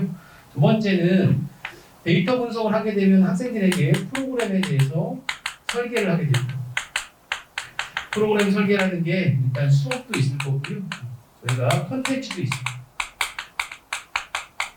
그래서 수업과 컨텐츠에 대한 설계까지 하게 되면 세 번째는 이미 잘 차려진 밥상인 것 같아도요. 먹지 않으면 아무 의미가 없잖아요. 그 세 번째 하는 행동이 저희가 논리적 설득을 할 건데요. 학생에게 왜 이런 수업이 필요하고 지금 단계에서 너한테는 이게 왜 맞춤인지를 설득해야 학생들이 이제 단순히 선택하는 거랑 좀 다르거든요. 아마 담임 선생님들 그리고 저희 수업에 참여하는 모든 선생님들이 논리적 설득을 해서 단기적인 목표라던가 이 강좌를 통해서 10주 과정 안에 가져야 될 목표 혹은 오늘 수업을 통해서 가져가야 될 목표 문제, 목표 개념을 설득해 주시고 그거에 대해서 이제 프로그램을 안착화시키도록 할 거고요. 네 번째가 이제 어떻게 보면 여기까지 해서 이루려고 하는 목표 중에 하나가 이제 자발적 학습입니다. 아이들이 본인이 선택할 수 있는 기회가 없었기 때문에 선택을 주저하고 선택을 못한다고 생각을 하거든요. 여기까지 하게 되면 보통 아이들은 자발적인 학습의 태도로 오고요. 공부는 머리로 하는 것 같지만 실제로는 엉덩이가 한다고 하거든요. 왜냐하면 저희가 한두 주 정도 내신 기간 뭐 잠깐 바짝 숨 한번 잡고 달리자라는 과정이 아니라 10개월 동안 달려야 되기 때문에 선생님이 학생이 멱살 끌고 가는 것도 한계가 있어요. 자발적 학습으로 이루어져야 되고요. 근데 이게 10개월을 제가 이제 가르친 또 거의 한 10년 가까이 되는데 이게 고등학교, 중학교 과정에 압축도가 있는 지역생활이다 보니까 사춘기도 20개월 안에 다시 찾아오고요. 10개월 안에 다시 한번 또 고민하는 시기도 찾아오고 체력적으로든 인간관계든 간에 그래서 마지막이 저희가 이제 지속성을 공부에 지속성을 부여하는 걸로 마무리를 하게 되는데요. 그러니까 저희가 고민하는 이 5가지가 아이들에게 선택권을 부여하는 이유입니다. 그래서 자발적 학습으로 가야 하고 그 학습을 지속성 있게 계속 이제 이끌어갈 수 있는 힘이 있어야 되는데 그러다 보니까 제가 이제 글을 썼던 게 이겁니다. 학생에게 선택을 맡기는 게 아니고요. 학생에게 마침의 수업과 학습을 제시하는 건데 그 제시라는 게 요 단계가 될 것 같아요. 논리적 설득을 통해서 학생을 제시하고 그리고 계속적인 관찰을 하고요. 수업적 피드백, 원장님께서 말씀해 주셨겠지만 상담, 성적, 동일 집단의 학습 시간 분석. 왜냐하면 자신과 너무 동떨어진 집단의 성적 분석이라든 학습 시간 분석은 그냥 먼 산 바라보기 같거든요. 그래서 그런 것들을 통해서 자신의 목표에 부합하는 길을 가도록 계속적인 개입을 하고 지속성을 좀 관찰하도록 합니다. 그래서 결과적으로는요. 1년 동안 하나씩 바뀌는 태도를 관찰하고 그 전체를 이끌어가는 게 저희의 목표고요. 실제 아이들이 공부를 하다 보면요. 성적이 잘 안 오릅니다. 이걸 인정해야 될 부분인 것 같아요. 1년 동안 재수하더라도 성적이 잘 안 오를 수 있는데 왜 그런 일이 벌어지냐면요. 실제로 오늘 외웠던 단어가 내일 시험에 나오지 않습니다. 오늘 풀었던 문제 하나가 내일 시험에 나오지 않고요. 심지어는 일주일 내내 공부했던 게 다음 시험이나 테스트에 안 나올 수도 있어요. 왜냐하면 공부라는 게 그냥 등산처럼 산을 오르는 일이면요. 진짜 힘들지 않아요. 왜냐하면 어제와 오늘과 내일의 나의 위치가 달라져 있기 때문에 풍경이 달라져 있고 계속 오르면 되거든요. 근데 공부가 생각보다 이 등산처럼 되지 않고요. 긴 평지를 달리는 것 같아요. 그러다 보니까 아이들 느낌이 없어요. 내가 이렇게 힘들게 했는데 왜 변화가 없지라고 생각하거든요. 많은 평지를 달리는데 보이지 않을 뿐이에요. 예를 들면 4점짜리 한 문제를 맞추기 위해서는 4점짜리까지 가는 동안 학습량이 필요한데 과정에서는 변하고 있어요. 이 아이가 실제 성적 후에 플러스 4점이 되지 않을 뿐 2.5, 3.2, 3.8 이렇게 커지고가 있는데 그게 성적으로는 보이지 않는 이런 굉장히 긴 평지를 좀 달리게 되거든요. 그러다 어느 순간 이제 한 번에 딱 뛰어오르는 그런 구간이 있는데 여기까지를 저희가 끌고 가려면 일단 아이들에게 동기부여와 물리적 활동을 통해서 자율적 학습이 필요하다라는 생각을 좀 갖게 되고 그러면서 이제 선택을 단순히 맡기는 것이 아닌 학생들과 함께 같이 갈 수 있는 환경을 좀 구성하기 위해서 맞춤 학습을 좀 제안드리게 됐습니다. 그래서 이런 관찰을 통해서 아이들을 좀 바꾸려고 하고 있고요. 그러면 구체적으로 어떤 형태로 이제 아이들을 좀 하는지 예시를 좀 드려드리면요. 주도적인 결정이 좀 강한 학생들이 있어요. 선생님 저 뭐 하겠다고 드러내는 학생들이고요. 그리고 본인의 약점이 뭔지도 알고 있습니다. 선생님 저는 무슨 과목에 어느 파트까지 얘기를 하는 학생들도 있어요. 그런 학생들은 학습에 대한 이해도가 좀 강한 학생이라고 얘기를 하는데요. 그런 학생들 같은 경우는 저희가 적극적인 개입보다는 학습 시간이라던가 아니면 과목 간 균형 본인은 약점이라고 얘기했지만 실제 저희가 볼 때 약점이 아닐 수도 있는데 그냥 트라우마처럼 남아있는 경우도 있거든요. 그런 것들은 본인이 갖고 있는 걸 저희 전문가들이 얘기해 줘야만 아이가 올바른 방향으로 가기 때문에 그런 형태의 균형의 유지로 저희가 수행을 좀 하게 되고요. 두 번째가 이제 대부분 학생들이긴 한데 주어진 과제와 제시된 형태의 학습에 좀 익숙해져 있는 학생이 선생님 저 뭐 하고 싶어요가 아니라 주는 걸 좀 할게요. 그래서 마지막까지 이제 그런 학생들이 있는데 9월달, 10월달이 되면 선생님 저 풀 문제 좀 주세요. 선생님 저 시점 보고서 봉투 같은 거 하나 사서 풀게요. 이런 학생들이 좀 많아요. 제가 의대 안에 있다 보니까 공부를 해서 성취를 높이고 하는 학생들의 특징이 뭐냐면 수능 공부는 딱 100일 합니다. 지금 이제 오신 분들이 계신데 300일 좀 안 남았지만 수능 공부 100일 한다는 게 무슨 얘기냐면요. 100일의 수능 공부를 하기 위해서 200일의 준비 기간이 필요한 거거든요. 200일 동안 본인이 주변을 다 살펴봐야 되고요. 이 문제는 나올 거야, 이 문제는 안 나올 거야. 이런 걸 구분하는 시기가 절대 아닙니다. 왜냐? 출제자가 내고 싶은 걸 내는 거지 교과 과정을 벗어나지만 않는다면 주변을 다 살펴보는 걸로 200일을 보내야 돼요. 그러고 나면 200일 뒤에, 즉 수능 전 100일 정도에 본인의 손에 본인의 노트와 본인이 필기한 내용, 본인이 해야 될 내용들이 담겨져 있으면 그걸 100일 동안 이제 암기하고 완벽하게 숙지해서 시험장에 가는 거거든요. 그러니까 수능 공부 100일 한다고 했을 때 그 100일이 200일 정도의 준비 기간을 갖고 있는 100일이지 그냥 처음부터 그냥 한참 뒤에 하면 되겠다라는 게 아니거든요. 그래서 이런 학생들 같은 경우는 좀 바꿔줘야 돼요, 솔직히. 제시된 것만 하다 보니까 바꾸는 게 솔직히 어렵진 않습니다. 그래서 이 학생들 같은 경우에는 좀 약간은 어느 정도는 적극적인 개입을 하게 될 텐데요. 보통 이제 과거의 성공 사례나 과목별 목표치를 좀 제시하게 돼서요. 본인한테 이제 너가 왜 주도적인 학습이 필요한지 그리고 주도적인 학습이 어떻게 가능한지 그걸 좀 이제 적극적으로 개입하고 그런 형태의 수업 설계와 수업 설계를 통한 강좌를 저희가 이제 개설하게 됩니다. 그리고 마지막에 보통 이제 학생이 있는데요. 어떤 학생들이냐면 제일 좀 안타까운 학생들인데요. 학습의 목표와 의지가 좀 약해서 어디서부터 뭘 해야 되는지 정말 모르는 학생들이 있어요. 그냥 주세요도 아니고요. 아무 얘기도 안 합니다. 그 특징은 딱 그거죠. 낮은 자존감 때문에 그래요. 그 성적이 뭐라고 공부가 뭐라고 본인이 일단은 한참 뒤에 있기 때문에 드러내질 않습니다. 그런 애들한테는 정말로 저희가 적극적인 개입을 좀 해야 되고요. 그래서 완전히 어떻게 보면 맞춤이라고 들었을 때 그 맞춤이 아이에게 다 주는 게 아니라 정말로 너는 이 시기에 이거와 이거와 이거를 하고 목표에 부합되면 다음 단계가 뭐다라고 설계까지 좀 해줘야 되는 학생들이 있어요. 그래서 그런 학생들에게는 적극적인 개입을 좀 할 거고요. 현재 학습 상태 확인하고 클리닉, 저희가 이제 클리닉도 개설하게 되는 기초 수업도 있게 되는데요. 그런 걸 통해서 수업 설계해주고 피드백도 계속 반영하는 형태로 진행을 하게 됩니다. 그래서 일단 아까 말씀드렸듯이 저희가 이제 맞춤 수업을 하기 위해서 이런 데이터 분석이나 프로그램 설계를 하게 되고 그 뒤에 이제 실행 단계로 논리적인 설득이나 자발적 학습까지 가게 되는데 그럼 이제 프로그램이 어떻게 예시로 들어있는지 좀 설명을 좀 드려볼게요. 저희가 이제 나만의 시간표를 이제 원장님께서 말씀해 주셨을 텐데 학생들이 오게 되면 학업 계획서라든가 본인의 진단고사, 지금 이제 유시험 전형으로 보는 학생이 아니면 저희가 수능 성적표를 가지고 단순히 상담을 하시게 되고요. 그러면 이제 데이터 분석과 프로그램 설계를 선생님들하고 얘기를 하시고 처음에 이제 본인의 시간표를 좀 작성하게 됩니다. 그러면 본인한테 맞는 시간표일 수도 있고 아닌 시간표일 수도 있잖아요. 그때 선생님들하고 이제 상담을 진행하고 혹은 필요하다면 강좌 선생님들하고도 상담을 진행할 수 있어요. 학습 상담으로 그렇게 진행을 하게 돼서 이제 수업이 이루어지게 되는데요. 저희가 이제 강좌 가이드북입니다. 어린이들께서 보실 수 있는데요. 정기반 강좌 가이드북에 보면 이제 선생님들이 어떤 수업을 어떤 내용으로 어떤 난이도로 어떤 교재를 사용해서 하겠다라는 내용이 들어가고요. 지금 아직 동영상 촬영까지는 들어가 있지 않는데요. 선생님들이 조기반 같은 경우는 선생님들이 이제 강좌마다 다 어떤 강좌를 할 거야라고 해서 한 10분 내외 정도의 설명 영상도 또 띄워두시거든요.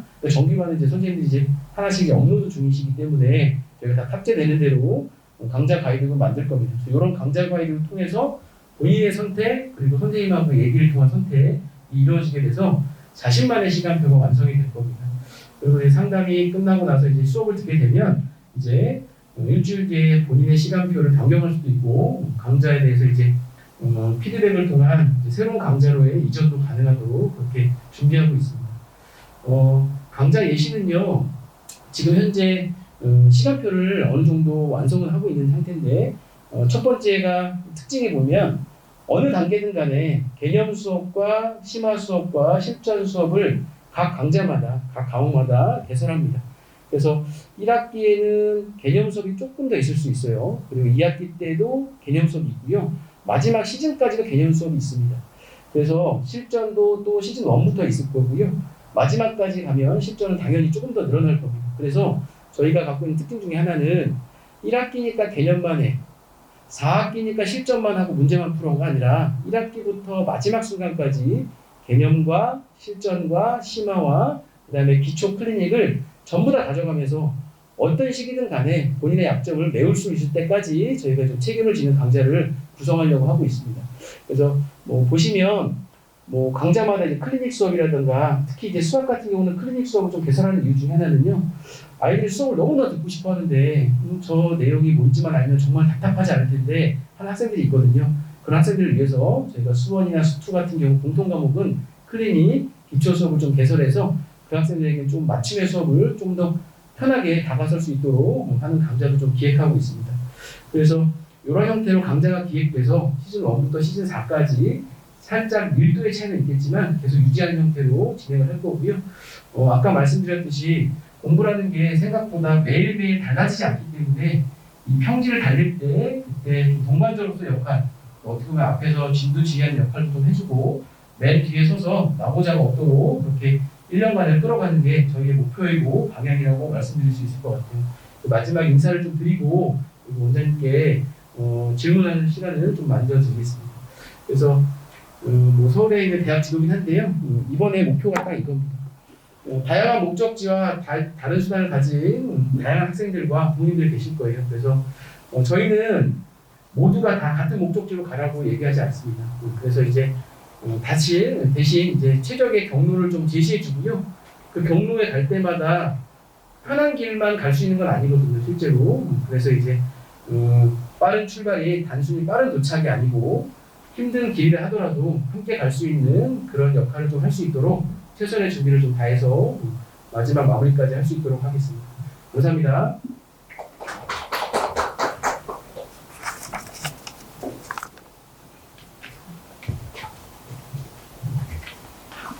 네, 우선 설명의 내용은 다 끝났고요. 제가 이제 간단하게 다시 몇 가지만 정리해 설명을 드릴 텐데, 우선은 정규반 개강은 저희가 2월 21일입니다. 2월 21일. 근데 학생들이 사전에 저희는 시간표를 짜가지고 수업을 들어가기 때문에 2월 21일에 와서 하는 게 아니라 그 이전에 별도의 일정을 잡아서 시간표도 짜고 이후에 2월 21일 날 독서실 자리까지 지정을 하고 수업이 진행됩니다. 자, 그래서 그런 반이 또 하나 있고요. 그 다음에 이제 오늘 아마 이게 끝날 것 같은데 이거 하나 더 들어가 있는 거 보셨죠? 이게 프리 정규반이라고 하는 건데 남학생은 마감됐고요. 여학생 딱 2자리 남았거든요. 지금 이건 이제 2월 7일날 개강하는 거고요. 2월 7일날 학생들이 그 수학만 2주 동안 하는 거라고 보시면 돼요. 수학만 2주 동안에 그동안 너무 이제 오랜 시간에 수업 공백기가 있기 때문에 워밍업 차원으로 5개의 단원이 나갑니다. 그래서 이걸 통해서 뭐 완성을 하겠다는 게 아니라 워밍업을 하겠다. 그래서 아침부터 똑같은 일과를 보내는데 지금 이렇게 수학 주당 20시간씩 수업을 들으면서 워밍업을 하는 과정을 진행하겠다는 얘기입니다. 그래서 이건 지금 이제 여학생만 2명 정도 자리가 있고요. 그것도 2명 이외에는 이제 마감이 됩니다. 우선은 저희 등록 절차에 대해 말씀드릴 텐데 지금 정규반은 뭐 완납하셔도 되지만 사실 완납 굳이 하실 필요 없고요. 학생들이 이제 예약을 먼저 하시면 됩니다. 학생들이 예약을 하시는 순서가 완납과 동일한 효과가 있기 때문에 학생들이 나중에 독서실을 지정하는 순서가 됩니다. 시간표 짜는 순서도 되고. 그래서 먼저 부모님들이 이제 저희 학원을 한번 고려해 보신다 생각하시면 먼저 사전 예약은 저희가 지금 30만 원의 예약금을 받고 사전 예약을 하고 있습니다. 그래서 사전 예약해 두시면 나중에 이제 학생의 의견을 들어보시고 결정하셔도 되죠. 만약에 학생이 나는 아니다 아니면 나는 뭐 취업을 했다 그러면 이제 취소하면 전액 환불됩니다. 그리고 우선 예약을 해두시면 그 예약 순서에 따라 나중에 독서실 자리 지정이나 나만의 시간표를 짜는 순서가 먼저 배정이 될 겁니다. 그런 이점이 있다는 걸 하나 말씀드리려고 제가 또 하나 얘기 드렸고요.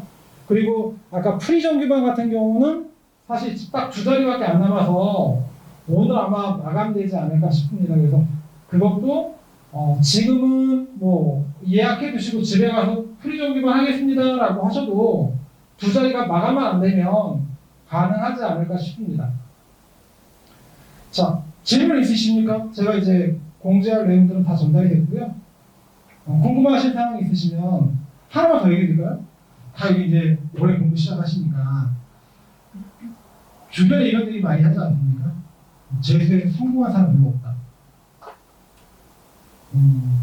우선은 제가 얘기를 드릴게요. 재수하면요 다 성적 올라요. 안 오르면 더 이상하지 않을까요? 진도가 새롭게 나가는 것도 없고 배웠던 내용 내가 다시 저희가 아까 설명 쫙 드렸잖아요. 저렇게 관리하면서 매월 모의고사 보면서 하는데 성적 안 나와 안 오른다는 자체가 되게 힘든 거거든요. 사전 점검을 계속하기 때문에 저희가 보게 되면 99% 올라요. 99%. 자, 근데 성공했다는 말은 생각보다 비율이 낮은 이유 설명을 드릴게요. 제가 이유가요 목표가 없어서예요. 냉정하게 얘기하면 뭐냐면 처음에 이제 목표 대학이 뭐예요? 라고 물어보면 학생들이요 자기 수능 성적을 이렇게 봅니다. 그래서 인서울 정도만 가면 좋겠어요 라고 이렇게 얘기하는데 공무원 성적이 올라요. 그럼 인서울 생각보다 빨리 이루거든요. 그럼 갑자기 이제 꿈도 오릅니다. 내 실력은 여기, 꿈은 항상 여기. 건너오는 또 오르면 중경내시 또 오르면 결국은 수능 시험 보고 나면요 뭔 일을 꿈을 꾸게 됩니다. 뭔 일을 꿈을. 그리고 나서 성공했냐고 물어보면 실제 나는 내가 원하는 만큼의 성공을 이루지 못했다는 뜻이거든요. 이게. 근데 성적 나오는 대로 좋은 대학 가야겠죠? 이거 당연한 거예요. 내가 목표가 중앙대라고 해도 성적이 잘 나오면 뭐 연구대를 쓰는 거 아닐까요? 근데 이게 어떤 차이가 있냐면 내가 중앙대를 목표로 한 친구가 연고대를 가면 성공했다는 말을 해요. 이해되시죠? 이 재수라는 게 사실은 대학을 가기 위한 하나의 시간이지만 인생 길게 봤을 때는 어떤 부분에서는 시련이거든요. 학생들한테는. 그럼 이 시련을 내가 자기 주도적으로 이겨낼 수 있고 그거에 대한 성과를 성공이라고 말할 수 있으면 더 좋은 거 아닐까요? 그게 진짜 중요한 가르침이 될 수도 있다고 저는 생각합니다. 그래서 학생들한테 꼭 목표 대학에 대한 지금 성적 말고요. 목표 대학에 대해서 정확하게 잡아주시는 게 올 대학을 좋은 대학을 가기 위한 또 하나의 길이지 않을까 싶습니다. 또 하나의 제가 또 제자들에 대한 얘기를 하나 또 드리면 이과 학생이었는데 그 친구가 5454였어요. 5454인가? 하여튼 이랬어요. 다 45. 근데 그 친구가 너는 목표 대학이 뭐야? 이렇게 물어봤더니 제자한테 자기는 의대래요. 그러면 일반적으로 말이 잘 안 되잖아요. 5455가 무슨 의대예요? 이렇게 생각할 수 있는데 제가 그랬어요. 그래? 나는 사람마다 성공하는 시간의 차이는 있다라고 생각을 한다. 하지만 네가 포기하지 않으면 갈 수 있다 생각해라고 했더니 자기가 무조건 갈 때까지 할 거래요. 그래서 재수했더니 건국대 정도 갈 성적 나왔어요. 안 가더라고요. 건국대도 되게 잘 본 건데 5455에서 건국대 나오면 굉장히 잘 본 건데 안 가겠대요. 왜 안 가? 저는 의대 갈 거니까 한 번 더 하겠습니다. 그래서 삼수했습니다. 삼수했더니 또 의대가 안 돼요, 성적이. 그래서 어디 갔냐? 고대 생명공학을 갔어요. 그래서 야 이번에 갈 거냐 고대인데 그랬더니 다녀오겠대요. 2년 했더니 너무 힘들대. 잠깐 쉬었다 오겠습니다. 딱 하더라고요. 그리고 나서 반수할 때 오더라고요. 진짜 다시 왔네 그랬더니 제가 의대 간다고 했죠? 이렇게 해서 한 번 더 해서 의대 갔어요. 자, 요새 또 고민되실 것 중에 하나가 반수를 하면 성공할까라는 얘기도 많이 생각들 하실 것 같아요. 서성한 정도급이면요, 반수하면 성공해요. 서성하면. 이 말은 서성한급이면 반수가 되게 한 6개월 정도 공부하거든요. 6개월 공부해도 어느 정도 성적을 만들어요. 그러면 그 밑에 중경외시 애들은 6개월 공부하면요, 다시 중경외시. 그 밑에 애들은요, 6개월 공부하면요, 진해학교도 안 나와요. 그 반수가 쉬운 게 아닙니다. 자, 그리고요, 학교를 붙여놓고 나서 내가 대학을 재수를 시작할까라고 고민하시는 분도 계시는데요. 정시를 붙여놓을 필요가 없으세요. 차라리 그 돈 아끼세요. 제가 아까 말씀드렸죠. 내년에도 얘가 성적이 이거보다 밑으로 떨어질 일은 없다. 그러니까 내가 미리 붙여놓을 필요가 없는 거예요. 그 정도 학교는 충분히 가요. 그리고 냉정하게 얘기해서 거기서 한강 내려갔을 때 대학교 살 없어요. 그거. 거기서 거기에요 사실. 분명히 그거보다 좋은 대학 갈 수 있으니까 그런 보험 같은 거 돈 낭비하시고 드시지 않았으면 좋겠어요. 그리고 반수는 절대로 안 되는 겁니다. 사실 진짜 서성한 밑에서는. 자, 돈도 낭비하고요, 시간도 낭비해요. 내가 가서 대학생활도 제대로 안 하고요. 그런다고 수험생도 아니기 때문에 성공률도 굉장히 낮은, 말 그대로 비용은 비용대로 들고 시간은 시간대로 낭비하는. 차라리 그냥 1년 동안 공부하면 재수생들 비용 얼마 드는지는 대충 아시잖아요. 냉정하게 얘기하면 여기 종로학원이 저희보다 좀 쌀 거예요. 저희가 좀 더 비싸고. 근데 종로학원 다니면 드는 돈 똑같다고 하면 믿으시세요? 결국 나중에 1년 동안? 왜 똑같으시냐면 재수종합과는 특강이라는 게 있어요.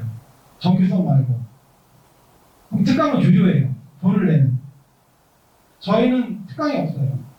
특강을 할 필요가 없어요. 저희는. 아까 강좌 구성 보셨죠? 필요한 게 다 있어요.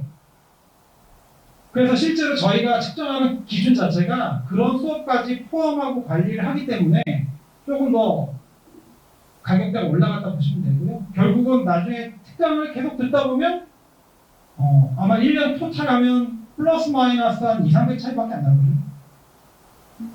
그렇게 보시면 됩니다. 혹시 궁금하신 거 있으세요? 자, 그럼 오늘 설명이 여기까지 마치도록 하겠습니다. 감사합니다.